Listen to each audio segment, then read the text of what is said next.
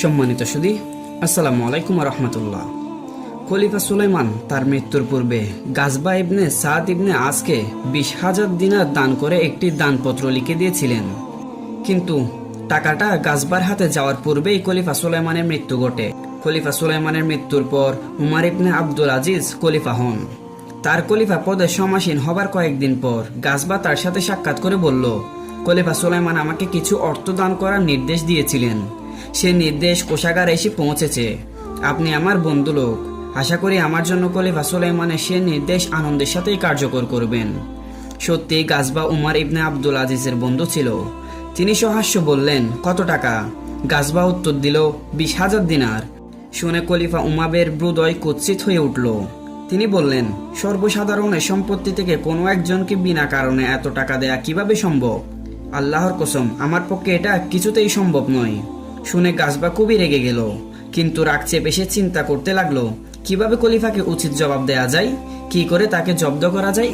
সে উমর ইবনে আব্দুল আজিজকে কোঁচা দেওয়ার একটি পথ পেল। সে বিদ্রুপের হাসি হেসে বলল, খলিফা সুলাইমান আপনাকেও জাবালুল ওয়ারস এর জায়গির দান করেছেন, ওটা সম্পর্কে তাহলে আপনার সিদ্ধান্ত কি হবে? প্রশ্ন শুনে খলিফা হাসলেন। তোমার ব্যাপারে সিদ্ধান্তের অনেক আগে খলিফার আসনে বসার সঙ্গে সঙ্গে জাবালুল ওয়ারস সম্পর্কে সিদ্ধান্ত নিয়ে নিয়েছি। ওটা যেখানে থেকে এসেছে সেখানেই ফিরে যাবে, তারপর উপযুক্ত প্রার্থীকে তা দিয়ে দেয়া হবে বলে তিনি ছেলেকে দিয়ে সিন্দুক থেকে দলিল দস্তাবেজ জানালেন। তারপর জাবালুল ওয়ারস এর দলিলটি বের করে গাজবার সামনে চিরে টুকরো টুকরো করে ফেলে দিলেন। গাজবা আর একটি কথাও না বলে ঘর থেকে বের হয়ে গেল। ন্যায় ও সুবিচারের ভিত্তিতে যেসব ফরমান অতীতে জারি হয়নি, উমর ইবনে আব্দুল আজিজ সে সমস্তই বাতিল করে দিয়েছিলেন। ফলে পূর্ববর্তী খলিফারা বনু উমাইয়াকে অন্যায়ভাবে যেসব ভাতা মঞ্জুর করেছিলেন সেসব বন্ধ হয়ে গিয়েছিল। এই সাথে খলিফার এক ফুফুরও ভাতা বন্ধ হয়েছিল। একদিন ফুফু এই অভিযোগ নিয়ে তার কাছে আসলেন।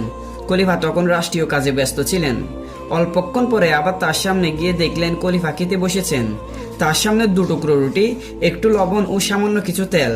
ফুফু খলিফার খাবারের আয়োজন দেখে বললেন, কিছু অভাব অভিযোগের কথা বলতে এসেছিলাম, কিন্তু এখন দেখি তোমার অভাব অভিযোগের কথাই আমাকে আগে বলতে হবে। ফুফুর অভিযোগের জবাবে খলিফা বললেন, কি করব ফুফু আম্মা, এর চেয়ে ভালো খাবার সঙ্গতি আমার নেই। ফুফু অনেক ভূমিকার পর বনু উমাইয়ার পক্ষ থেকে বললেন, তুমি তাদের ভাতা বন্ধ করে দিয়েছ, অথচ তুমি সেই সব দান করনি।